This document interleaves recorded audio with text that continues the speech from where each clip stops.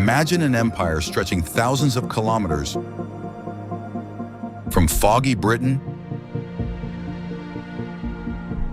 to the scorching deserts of Syria. These guys had no smartphones, no satellite communications, not even the simplest telegraph. It sounds like the perfect recipe for total chaos and the immediate collapse of a vast state. But the Roman Empire managed to successfully control these colossal territories for over 1,200 years.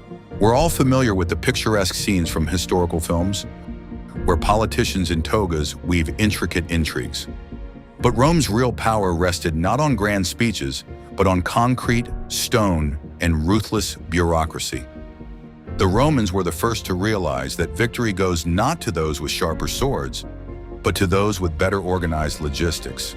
Their primary weapon of mass destruction was not the legions, but a relentless and tedious system of governance. You'll learn how ancient bureaucrats solved problems that even modern algorithms can't handle today. We'll examine the logistics, brutal taxes, and psychology of fear that held the ancient world in an iron grip. This is the story of how paperwork and standardization proved stronger than any ferocious barbarian army. But this is where the real intrigue begins. For the foundation of this absolute power lay hidden in the most unexpected places. You've surely heard the saying that all roads lead to Rome. This isn't just a beautiful metaphor, but a literal description of the most efficient logistics network of antiquity. The Romans built over 80,000 kilometers of first-class stone roads across Europe and Asia. Today's contractors can only dream of such quality, since many of these roads are still intact. Why go to such lengths to lay stones in some remote European wilderness? The answer is simple. The legions had to move at a speed that seemed like magic to local tribes. The roads made the empire seem smaller, allowing troops to be deployed to any location in a matter of weeks. Modern managers would call this supply chain optimization. The Romans called it survival. Roads were designed to be perfectly straight to minimize travel time for marching imperial troops. If a rock stood in the way, engineers cut a tunnel. If a raging river stood in the way, they immediately built a bridge. They had no satellites, yet their geometric calculations amaze even modern, experienced surveyors. They used simple wooden tools to perfectly mark out routes across rugged terrain. These stone arteries functioned only thanks to strict rules for their regular maintenance. Local residents were strictly forbidden from damaging the smooth pavement or building their homes too close to the roadside. Damaging an imperial road could easily cost them not only their property, but also their heads. It was an ancient equivalent of a road inspection, only with far more brutal and irreversible consequences. Not only soldiers traveled these routes, but also merchants, spreading Roman coins and culture. The economy boomed because safe, smooth roads drastically reduced business risks. Pirates of the Caribbean look romantic on screen, but on land, the Romans methodically and tediously wiped out all bandits. The security of trade was the solid foundation upon which the immense wealth of the entire empire stood. My legs start to ache just from the thought of long forced marches across these stone slabs. Soldiers marched 30 kilometers a day, carrying a mountain of heavy military gear. Modern trainers call this hybrid athletic training, but the legionnaires called it just another Tuesday. In the Roman army, it wasn't the most muscular who survived, but the one who could march longer than everyone else. A robust infrastructure allowed for the incredibly rapid suppression of any pockets of rebellion in the farthest reaches of the empire. As soon as an uprising broke out, an armed punitive expedition would immediately set out along the smooth roads. The rebels had no time to gather their forces before a fresh, steel-clad legion stood before them. The speed of movement deprived Rome's numerous enemies of their main advantage, the element of surprise. As a result, the system of high-quality roads became the physical embodiment of Rome's boundless and all-consuming power. Every barbarian who saw the smooth stone line stretching beyond the horizon instinctively understood the might of this state. It was a cunning psychological trick, forcing enemies to surrender even before a real bloody battle began. The road clearly told them that the legions would inevitably come, and it would be simply impossible to hide from them. The Roman transportation network proved so durable that it outlasted the empire itself by many centuries. Even during the Dark Ages, medieval merchants and knights continued to travel along these very same stone slabs. Ancient builders laid the foundation for a robust infrastructure framework upon which modern European civilization later grew. They literally transformed a wild, fragmented continent into a single, interconnected transportation network. Having perfectly smooth roads is not enough if there is no one to convey important state information along them. The Roman rapid communication system worked like a well-oiled Swiss watch, without a single glitch. They created a state postal service that became an incredibly efficient ancient counterpart to courier services. It sounds boring, but this invisible logistical web tightly bound the vast ancient world together. Along every road at regular intervals, there were horse-changing stations and comfortable inns. A courier could race day and night, simply switching from tired animals to fresh, well-rested ones. Thanks to this, urgent military dispatches could easily cover up to 80 kilometers in a single day. Today, you wait longer for a plastic case from another city than a Roman emperor waited for news from the front. But what is a commander to do if the enemy army is already advancing and there is simply no time for a horseback ride? This is where signal towers positioned along all the troubled borders of the great empire immediately came into play. By day, they transmitted emergency signals with thick smoke, and by night, they used bright fires to send simple messages. It was an ancient optical telegraph, operating at the speed of light in the literal sense of the word. The logistics of maintaining a steady supply for the army are no less mind-boggling than the postal system. The troops required thousands of tons of high-quality grain, durable leather, iron, and olive oil every single day. Planning such large-scale shipments required incredible mathematical precision and genius from the ancient quartermasters. Any error in the calculations could leave a massive army starving in the middle of hostile forest territory. If you disrupt the supply of basic food, even your most powerful and brave army will simply scatter into the woods. That is why the logistics centers of ancient Rome resembled the modern warehouses of giant global marketplaces. There, every sack of wheat and every spare iron sword was subject to the strictest bureaucratic accounting. Boring paperwork saved soldiers' lives far more effectively than the sturdiest steel armor. Trained Roman medics were also a vital part of this massive and complex logistical machine. They accompanied the troops on campaigns and quickly set up field hospitals right behind the front lines. Dirty wounds were washed with ordinary vinegar, which sounds like a strange and cheap salad dressing. But it turned out that ancient vinegar possessed excellent antibacterial properties, preventing mass infections. Interestingly, the right to use the fast imperial mail service was a huge and very rare privilege. Only high-ranking officials with special permission could take fresh horses at the stations. If an ordinary cunning person tried to illegally take advantage of the system, a most severe punishment awaited them. The state monopoly on rapid communication was yet another invisible instrument of absolute power. The high speed of information exchange allowed the suspicious emperor in Rome to tightly control local governors. If an ambitious provincial governor was plotting treason, rumors of it would reach the capital in a flash. This simple communication system functioned as a gigantic mechanism for round-the-clock surveillance of its own elites. You simply could not stage a rebellion in secret because the empire's walls literally had eyes and ears.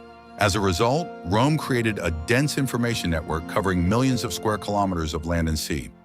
They had no electricity or radio waves, yet they built a complex network that pulsed with data every day. This clearly demonstrates that advanced modern technology isn't always necessary to create a large-scale system. Sometimes brilliant organization and ironclad military discipline are quite sufficient for total control. It is physically impossible to govern a vast, fragmented territory from a single center, even today.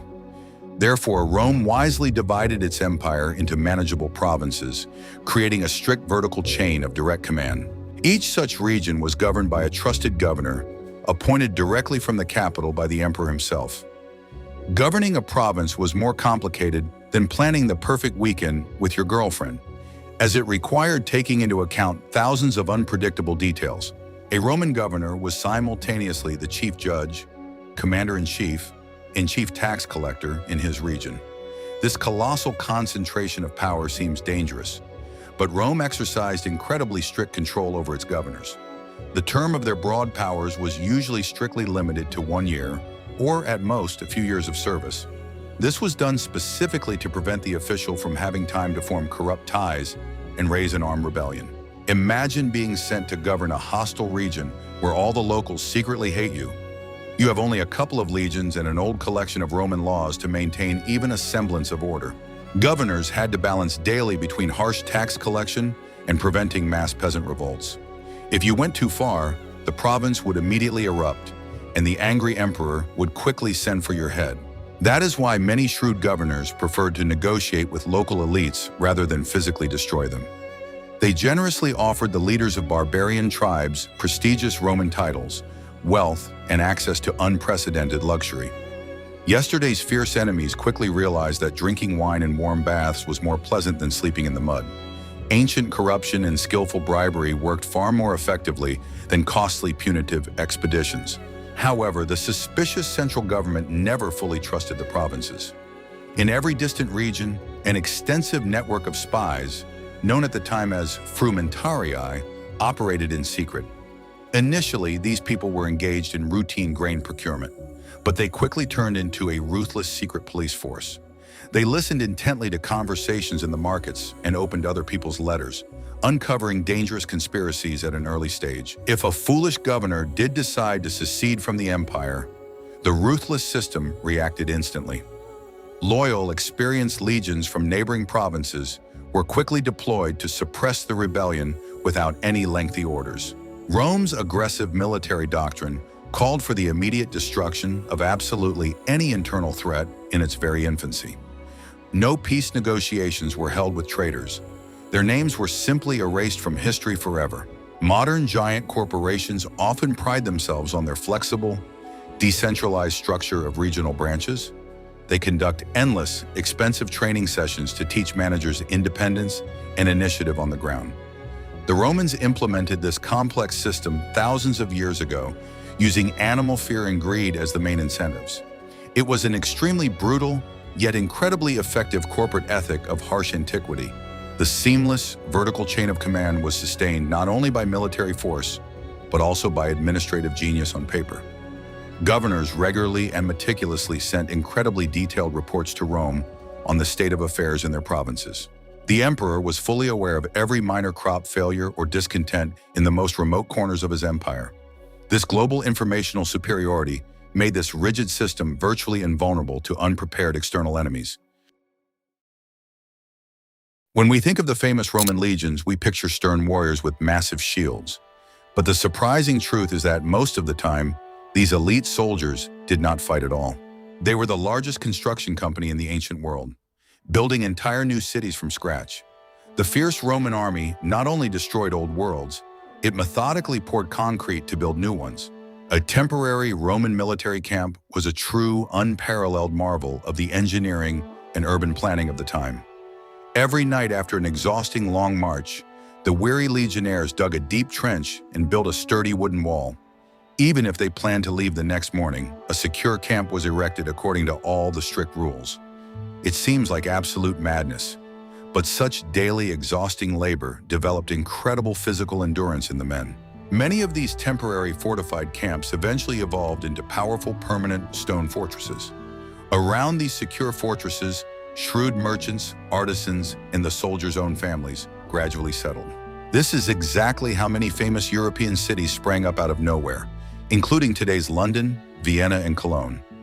Your favorite old European capital most likely began as a tent camp for bored, dirty legionnaires.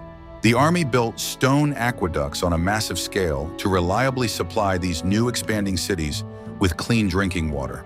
The legionnaires stubbornly cut through solid rock and erected elegant arches stretching for many kilometers with a perfect mathematical slope. Fresh water flowed continuously for tens of kilometers under the gentle force of natural gravity alone. Modern professional engineers still sincerely marvel at the precision of these gigantic hydraulic structures. Why on earth would you force elite, well-trained soldiers to haul stones and mix dirty concrete in peacetime? The answer lies in simple psychology. An idle, bored soldier very quickly becomes an extremely dangerous rebel. Constant, hard physical labor maintained iron discipline and wore the legionnaires down to the point of near exhaustion. They simply had no physical strength left to discuss high politics or express dissatisfaction with their strict commanders. Clever Roman commanders understood perfectly well that a developed infrastructure secures conquered territories better than garrisons. When the local savage inhabitants suddenly gained access to clean water and safe markets, they simply stopped rebelling. Urban comforts proved to be a magnificent tool of covert subjugation, working far more gently and reliably than a sharp sword. People get used to the good life astonishingly quickly and have absolutely no desire to return to cold dugouts. Monumental engineering was a true hidden weapon of mass control in newly conquered foreign lands. You may sincerely hate the arrogant occupiers, but you'll still go wash yourself in their luxurious public baths. The Romans literally forced the barbarians to wash away centuries of grime, simultaneously integrating them into their advanced culture. It was a powerful cultural expansion, cleverly disguised as a mundane concern for personal hygiene. Interestingly, the army also mass-produced building materials for its endless needs. Roman legions owned their own massive brick factories and dusty quarries throughout conquered Europe. On many surviving ancient bricks, archaeologists still find clear stamps of specific military units. In essence, each legion was a massive, self-sufficient industrial enterprise with a full production cycle. This unique approach changed the very basic concept of war in the brutal ancient world once and for all. The Romans did not simply come, plunder foreign territory, and leave, as nomadic savage tribes usually did. They dug themselves in deep, poured solid concrete over the land, and declared it their own home. Against such a ruthless machine of infrastructural absorption, the scattered barbarians simply had no real chance. No great empire can survive for long without a continuous, abundant flow of hard cash. The pragmatic Romans understood this better than anyone, which is why they created an utterly ruthless tax collection system. But how do you keep accurate records of millions of taxpayers when you don't even have ordinary cheap paper at your disposal? They made massive use of wooden tablets coated with soft wax and expensive papyrus to maintain endless, dusty archives. The foundation of the state's unshakable financial prosperity was a regular, meticulous census, or census of property. Special, stern-faced officials scrupulously recorded every citizen, their family members, and all their acquired property. Not a single skinny cow, not a single old slave, not a single tiny plot of land escaped their keen attention. Modern tax inspectors would certainly envy such fantastic meticulousness in collecting personal data. But the actual collection of money was often handed over to the sticky hands of greedy private contractors, who were then called publicans. These guys would pay the state the required huge sum in advance, and then ruthlessly squeeze it out of the population with exorbitant interest rates. They operated like classic ancient debt collectors, not shying away from any gangster-like methods of intimidation and violence. It is no surprise that in ancient texts, these tax collectors are mentioned alongside the most notorious and vile sinners. Over time, the emperors realized that the greedy publicans were ruining the provinces too severely and too quickly. The system was radically reformed, and tax collection came under the direct, strict control of official state employees. The bureaucratic apparatus expanded instantly, spawning thousands of petty clerks, tedious archivists, and accountants. It was a veritable new army of clerks, armed with sharp styluses instead of heavy metal gladiuses. The Roman Empire's paperwork is truly astonishing in its incredible scale and obsessive attention to detail. In the dry Egyptian sands, archaeologists still find tens of thousands of perfectly preserved receipts and tax receipts. People were constantly requesting certificates for the purchase of a lame donkey, payment of duties, or permission for a business trip. It seems that the Romans successfully invented a veritable bureaucratic hell long before the advent of modern stuffy offices. This gigantic mountain of paper documents allowed the state to plan its budget with incredible precision for years to come. The emperor knew down to the gram how much grain would arrive from Egypt and how much silver slaves would extract from the mines of Spain. Based on this precise data, costly military campaigns and the grand, large-scale construction projects of the century were planned. Rome's economy was deeply and entirely planned, relying on dry and rigid statistical calculations. It is extremely interesting that taxes were collected not only in coins, but also in fresh produce. The warmer provinces regularly supplied tons of grain for free distribution to the starving poor in the overcrowded capital to prevent riots. This ingenious system was called the annona, and it was, in essence, the very first ancient social welfare program. Rome fed its aggressive, unemployed citizens to their fill at the expense of the backbreaking slave labor of conquered peoples. This entire colossal bureaucratic machine operated solely through human labor and vast archives. Information was carefully stored in special buildings, where thousands of scrolls were sorted according to a complex, multi-tiered system of categories. Searching for the right ancient tax record could take days, but the system functioned surprisingly smoothly. This proves once again that order in the administrator's mind is far more important than order in complex technologies. Ultimately, it was the army of clerks, not soldiers with swords, that became the true glue holding the empire together. The fierce legions could quickly conquer new untamed lands, but only the tedious bureaucrats could make them truly profitable. Boring people with wooden tablets for taking notes controlled this world far more reliably than great generals. War brings only a one-time bloody haul, while well-structured taxes bring incredible wealth forever. Quickly conquering dozens of completely different peoples with their unique, wild traditions is only half the grand undertaking. The real headache begins when you have to make them all live peacefully under common rules. The Celts, the proud Greeks, the Syrians, and the ancient Egyptians had completely different and sometimes wild ideas about justice. Rome desperately needed a universal tool for smooth governance, and that powerful tool became the law. The main fundamental principle of this system was that the law always stood above the personal whims of officials. Of course, run-of-the-mill corruption has always existed, but even mad emperors tried to maintain the appearance of legality in their actions. Trials were conducted as publicly as possible, and the conflicting parties could hire brilliant professional lawyers for their defense. Eloquent orators like Cicero earned enormous sums of money and eternal fame in such high-profile trials. The universality of Roman law made the empire incredibly attractive for conducting international business. A merchant from distant Spain knew with absolute certainty that a court in Syria would recognize his commercial contract as valid. Uniform, transparent rules of the game radically reduced risks and actively stimulated rapid economic growth throughout the Mediterranean. Wealthy investors always prefer stable, boring laws to the unpredictable decisions of tribal, emotional leaders. Punishments for proven crimes depended not only on the severity of the offense, but also on the status of the individual. Respected citizens of Rome could under no circumstances be subjected to humiliating executions, such as agonizing crucifixion on a wooden cross. But powerless slaves and non-citizens could fully experience the full creative cruelty of imperial justice. This legal discrimination seems appalling today, but for the harsh ancient world, it was the absolute norm. Nevertheless, Roman law never stood still. It constantly evolved and adapted to new realities. The most brilliant jurists wrote voluminous, detailed commentaries, establishing important precedents and improving old, ineffective laws. Much later, Emperor Justinian compiled all this accumulated legal chaos into a coherent, unified body of laws. This monumental code became the very solid foundation upon which the legal system of modern Europe is still based. The existence of crystal-clear laws radically reduced the level of domestic violence in the conquered provinces. Ordinary people no longer needed to stage a vendetta if a brazen neighbor secretly stole a sheep from them. They simply went to the local, bored Roman magistrate and resolved the dispute civilly with the help of paperwork and witnesses. The bureaucratization of human conflicts proved to be an excellent and the most bloodless way to keep society from self-destruction.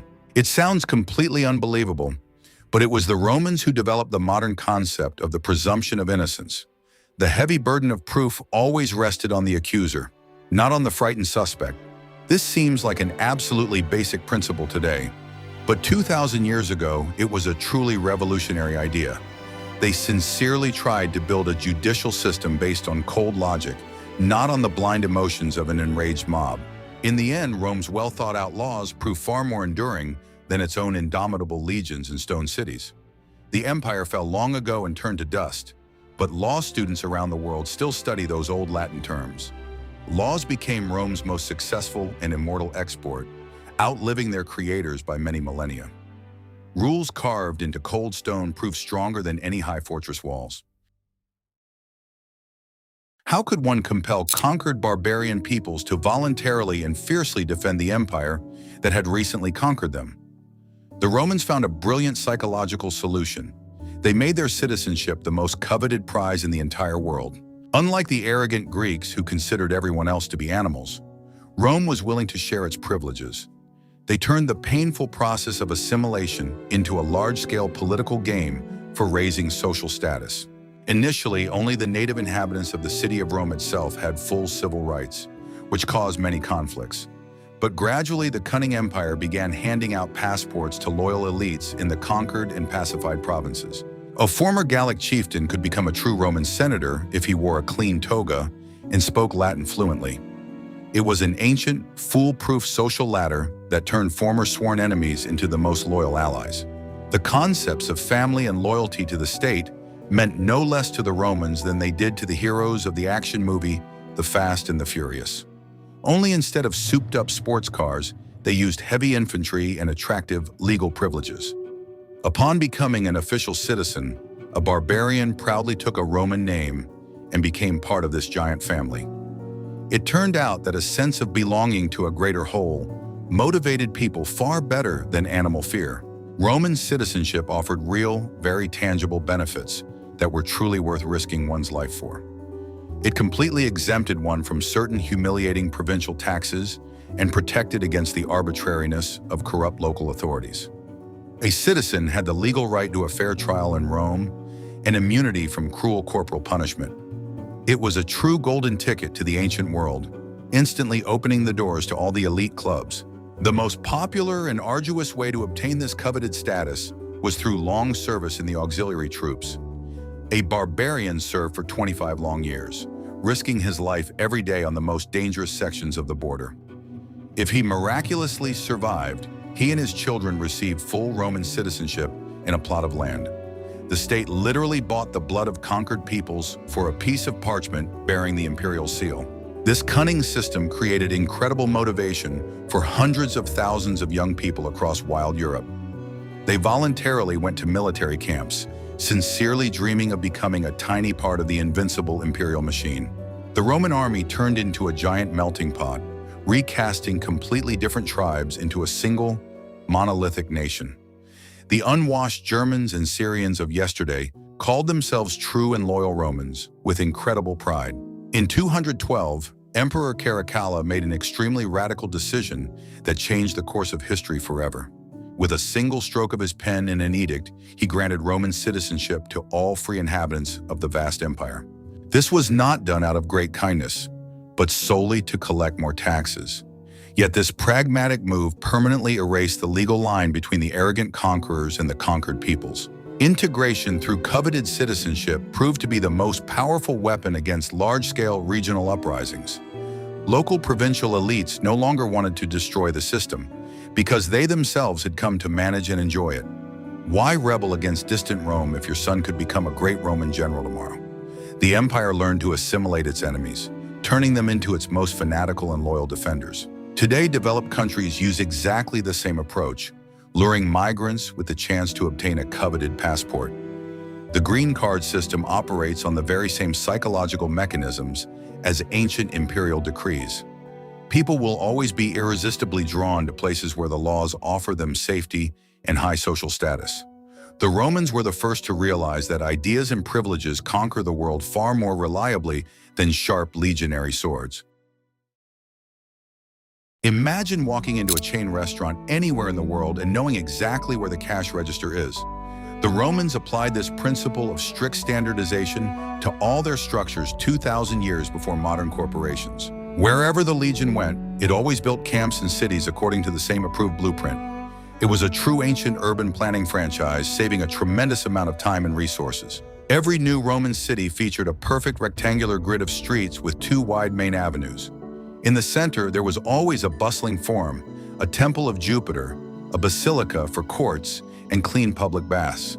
A soldier from warm Syria, transferred to foggy Britain, could find his way around the new city with his eyes closed. He didn't need to ask for directions, because all the key infrastructure was always in the usual places. Standardization applied not only to street layouts, but also to everyday details such as standard bricks and roof tiles. Factories across the vast empire produced building materials in strictly regulated government-mandated sizes. If your roof broke at your villa in Spain, you could easily order the perfect roof tiles from Gaul. The parts were interchangeable, which greatly simplified logistics and allowed for rapid infrastructure repairs. The legionnaires' deadly weapons and equipment were also manufactured according to uniform, strict state standards. A gladius made by a craftsman in Egypt was absolutely identical to a sword forged in the cold German forests. This made it possible to easily and quickly supply armies from any arsenal without issues of ammunition incompatibility. Mass assembly line production originated precisely in the ancient workshops that served the endless demands of war. The famous Hadrian's Wall in Britain is a perfect example of this standardized approach to defense. A small fortified fort stood every mile with tall watchtowers between them. Soldiers performed their routine duties strictly according to regulations, which were absolutely identical across all the empire's frontiers. Bureaucracy and military standards transformed chaotic guerrilla warfare into a predictable and tedious routine. Even simple water pipes in the empire had standard diameters, strictly mandated by the state. This helped meticulous officials accurately calculate water consumption and charge the cunning residents the correct fee. If you illegally connected to the aqueduct with a larger pipe, an inspector with a ruler would notice it immediately. Engineering was inextricably and firmly linked to tax control and ironclad social discipline. This mundane copy-and-paste approach allowed the Romans to urbanize wild Europe at an incredible pace. They would take an empty patch of forest and within a couple of years, transform it into a stunningly functional stone city. They didn't have to reinvent the wheel every time or hold lengthy, creative architectural competitions. They simply took a ready-made design from the archives and sent legionnaires to dig the foundation according to the blueprint. Excellent infrastructure and just laws are wonderful, but sometimes people still want freedom. The Romans were unrivaled masters not only in construction, but also in the use of mass psychological terror. The state regularly used demonstrative cruelty as a tool to prevent potential uprisings. They genuinely wanted even the tiniest thought of rebellion to instill a panic-stricken, animalistic terror in the provincials. If some tribe foolishly killed a Roman envoy or attacked an imperial patrol, the response was disproportionate. The legions did not merely seek out the guilty. They burned entire villages and sold all survivors into slavery. This was a policy of collective, brutal retribution in its most bloodthirsty and cynical form. Rome made it abundantly clear that the price of disobedience would be dozens of times greater than any potential gain. The famous uprising of the gladiator Spartacus ended with 6,000 captured slaves being crucified along the Appian Way. These mutilated bodies hung there for months on end, turning the bustling highway into a rotting exhibition of imperial justice. Any traveler heading toward the capital breathed in that stench and absorbed the brutal lesson without needing to be told. Animal fear was the most reliable glue holding the social hierarchy together against inevitable collapse. Even in the most elite army, iron discipline was maintained through incredibly brutal methods of intimidation. If a unit showed the slightest cowardice in battle, it was immediately subjected to a horrific decimation. Every 10th soldier, chosen by blind lot, was beaten to death by his own weeping comrades. After such psychological pressure, the legionnaires feared their commanders far more than enemy swords. But why, despite all this terror and flawless logistics, did mass uprisings still occur periodically? Most often, the cause was the sheer greed of Roman governors and local officials. When taxes became unbearable, people simply had nothing to lose but their heavy chains. A starving person ceases to fear crucifixion because they are already dying slowly and painfully from starvation. A striking example is the bloody uprising of Queen Boudica in Britain, which nearly cost Rome an entire province. Local corrupt officials, emboldened by their power, seized her family's lands, beat her, and humiliated her daughters. In response, the enraged British tribes razed several Roman cities, killing tens of thousands of colonists. Bureaucratic lawlessness always breeds bloody chaos, even in the most stable system of government. Another less obvious cause of the uprisings was deep and irreconcilable religious conflicts. Jewish revolts broke out regularly because the Jews categorically refused to worship statues of the emperor. The Romans, accustomed to the religious flexibility of other peoples, simply did not understand this fanaticism. As a result, they wiped Jerusalem off the face of the earth, demonstrating that the empire tolerated no compromises when it came to loyalty. It is ironic that the most dangerous uprisings were not led by barbarians, but by the most distinguished Roman generals themselves. When an ambitious general was placed in direct command of several legions, he began to dream of the throne. The armies were more loyal to their charismatic commanders than to the distant Senate or the emperor in Rome. This was a fatal systemic flaw that the empire was never able to fully eliminate until the very end. To combat internal usurpers, emperors had to massively withdraw troops from distant frontiers. This critically exposed the borders, allowing barbarian tribes to plunder defenseless border provinces with impunity. Civil wars among the elite inflicted far more irreparable damage on Rome than any external invasions. The empire methodically devoured itself in an endless and bloody struggle for the imperial purple robe. Ultimately, the system of intimidation began to fail when there were too many barbarians at the borders. It is physically impossible to crucify an entire people if they number in the hundreds of thousands of armed, fierce warriors. Fear works only when the state has the power to carry out its terrifying threat. When these military forces dried up, the illusion of Roman omnipotence dissipated like morning fog. Nothing lasts forever, not even a system built on solid concrete and the most ruthlessly sophisticated bureaucracy. The great Roman Empire was not destroyed by technology, but by banal hyperinflation and chronic political instability. The emperors began debasing the currency, reducing its silver content to pay for a massive, growing army. Money rapidly lost its value, taxes skyrocketed, and the economy simply collapsed under its own weight. Gradually, the army ceased to be truly Roman in spirit, discipline, and national composition. The legions were increasingly filled with barbarian mercenaries who couldn't care less about the ideals of the ancient state.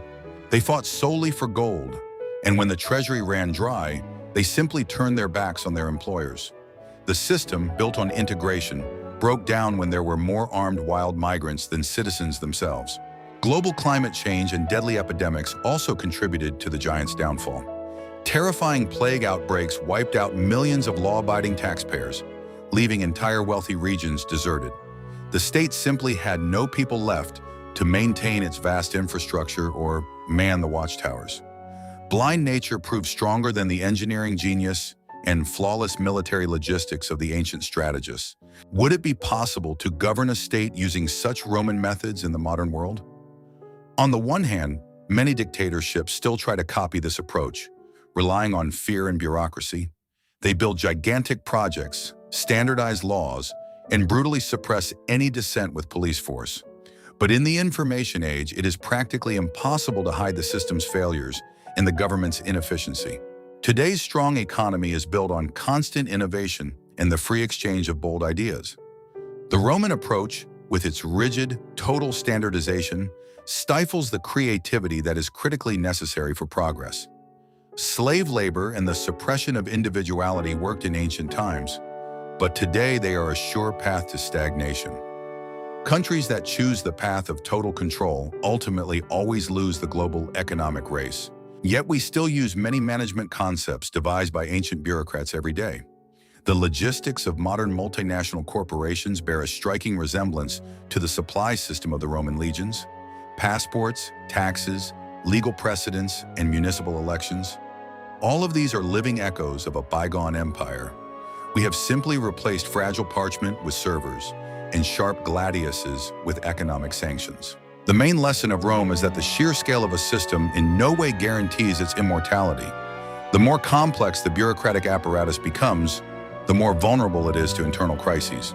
A huge, bloated state begins to spend absolutely all its resources solely on maintaining its own existence. And at some point, this colossal, unwieldy machine simply stalls from a lack of fuel. The Romans arrogantly believed that their empire would last forever and sincerely believed in their own exceptionalism. They considered their laws and stone roads an insurmountable barrier against the barbaric chaos of the forest. But the barbarians did not destroy the sturdy aqueducts. They simply stopped maintaining and repairing them.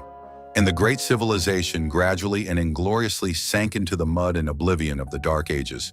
The history of ancient Rome's governance is a brutal masterclass in logistics, ambition, and power. They vividly demonstrated to humanity how to build a gigantic, flawlessly functioning corporation out of the chaos of wild tribes. Their fatal mistakes are just as instructive as their brilliant, large-scale engineering solutions. It is a vast mirror in which modern superpowers can easily see their own reflection. We continue to sincerely admire their achievements, wandering as tourists through the ruins of the Colosseum and the Forum.